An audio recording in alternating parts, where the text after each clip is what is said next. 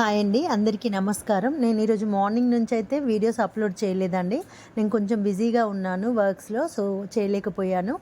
నేను ఒక video upload చేశాను కదండి, నా జీవితంలో కొన్ని మేజర్ టాపిక్స్ మీతో షేర్ చేసుకోవాలనుకుంటున్నాను అని. దాని కంటిన్యూస్ ఈ video.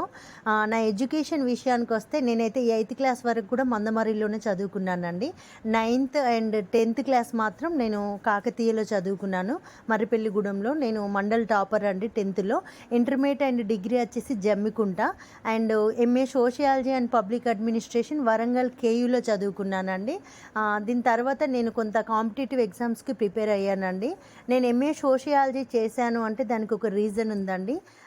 CDPO, child development project officer అండి నా జీవిత లక్ష్యం అది.